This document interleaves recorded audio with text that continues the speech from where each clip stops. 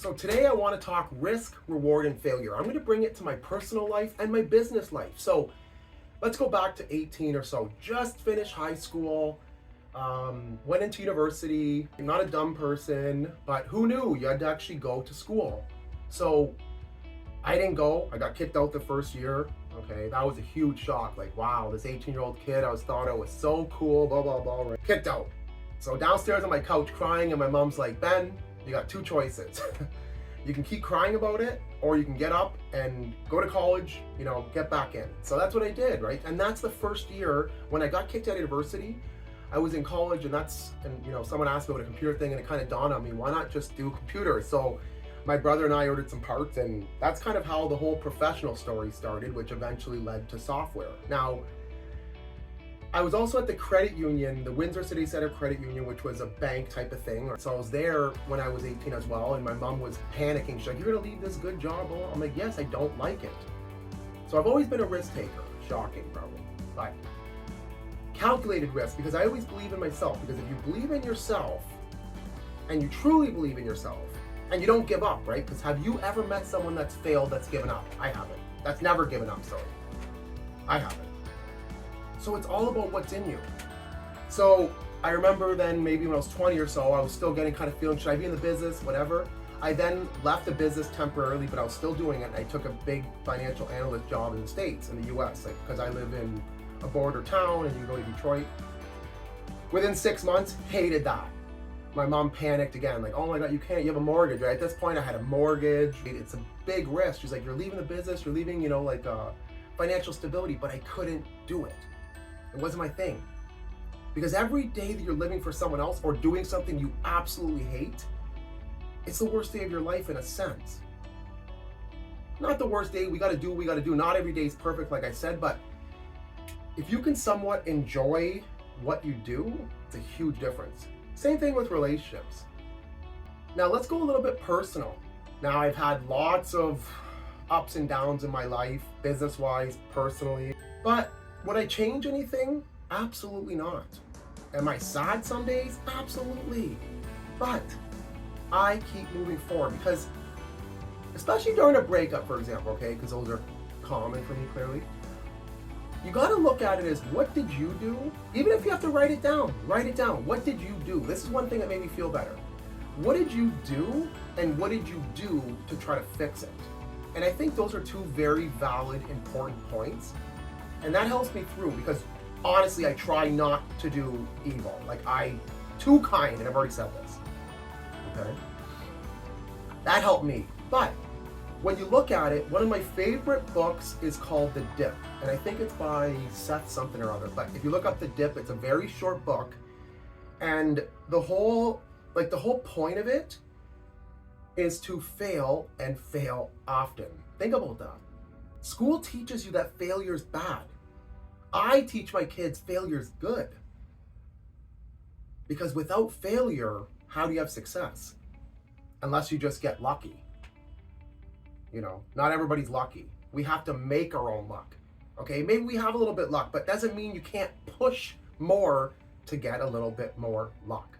But I don't even know if I believe in luck. I believe in hard work and determination. Don't give up. If you give up, pointless. Now, why do I live like I do? Why do I live like no one's watching? Why do I take risks? Because on my deathbed, I don't want to regret the things I didn't do. Again, I have no ill will. Am I sad towards my person? Absolutely. It hurts, but I follow my own advice, which is hard. And I'll love again, I'm sure. Probably not a good thing, but I said I'm in love with love, but reward and risk. Without the risk, so what am I gonna do? Am I gonna choose because I've had shitty hands that I'm gonna give up? I can't give up. Why would you want to? You're good enough. If someone doesn't love you, you can't force them to. Even if it was great and then it didn't get great. Shit happens, people are dealing with demons. Until you are really right with yourself, and that's why I always tell people, don't get into relationships. Work on yourself, but it's super hard for people, and I get it. I've been there. I've done it. But just take a moment, breathe. Because when you know you, okay, everything changes. It's not going to be easy, but everything changes. So fail and fail often. Failing's okay. I don't know why school tells you that failing's bad. Okay? There are defining moments in my life, and getting kicked out in school was probably one of those defining moments because it took me off my 18-year-old high horse ass. Like, I was this cocky 18-year-old. Oh, I could do whatever, like, I can do whatever. I'm not going to get kicked out. I can just skirt by. Not true. But sometimes you have to let people hit rock bottom, or you need to hit rock bottom. Think about that. And when you do, it's not the end of the world, because the next day the sun's going to rise, and so are you. You got to just believe in you. Do what you want. Be kind. You have to keep moving forward. If you have anxiety, for example, if you get, really worked up. I used to get anxiety, I'll be honest. But I've worked through so much of it, and I've done that through walking, singing, listening to songs that make me sad, crying, dealing with it, talking to myself, probably talking to the mask, which is like my buddy, and that's a whole other thing. Well, and I've reported him.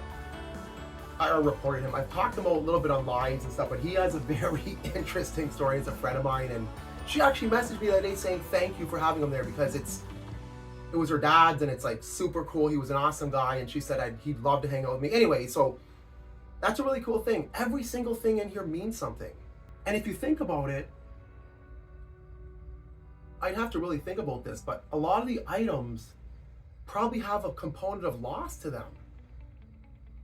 This bar, poor decisions, like my neighbor and I, my buddy, my really good buddy, we named this. But the idea of the bar 5 years ago, right? Not to look like this, whatever, but this bar was my ex, one of my exes. So I guess that's what she left here, was the idea. Okay, and I've talked about stuff with my current one, etc. But every single thing, if you think about it, in the end, everybody will hurt you. They will all leave you, right? And I'm not being negative. It's just the truth. Okay? We all leave this earth. So it's up to you to take a risk, right? Take a risk on people. Maybe he's not your type. Maybe he is. Maybe you want a new job. Maybe you want to start a side business. I'm not telling you to go quit your job, but what I did is I always worked 2 jobs in a sense. Because you can't just go full Monty and not have any money. But if you want it, you can do it. And for anybody that knows me, like really well, knows that I still take risks. The biggest risk, not a poor decision. This whole channel, it has now transformed into a mission for me. More important than anything else, like not my kids, but more important, this is my mission, and I feel like my whole life was brought me here. Now think about the risk to this. Not only did I have to expose my face, my personality to the internet, I had to expose it even to family, they knew, but like to family. Like I exposed myself to haters, lovers, sidewayers, jealous, whatever. People like to judge. You guys have no idea how much love I get. Okay, I think, tons of love, but I'll get random people that'll just send me hate that I know. I think they're usually under the influence a couple times, 3-4 times it's happened, but still, people will judge you, but that's okay. And like I said, not a poor decision is bigger than me, and it came at great personal sacrifice. But like I said, I was given certain things in my life to help, and that's what I want to do. Okay, and you might think this was easy for me. It was not. I had this idea of the man that's been married too many times, which is true, right here in this bar with my buddy that's actually coming over later today, go figure. And it's a year, and I've only launched, 5 months ago or so, or 5.5 months. So I stuttered. I was scared. I was scared to take that risk. I wasn't scared of taking the risk. I was scared to put myself publicly in the eyes of everybody. Love, hate, sideways, whatever it is. You are now exposed forever. Not the simplest thing. Okay, and I do have a big personality, but again, I have insecurities just like everybody else. I work towards fixing them every day. every single day. Okay?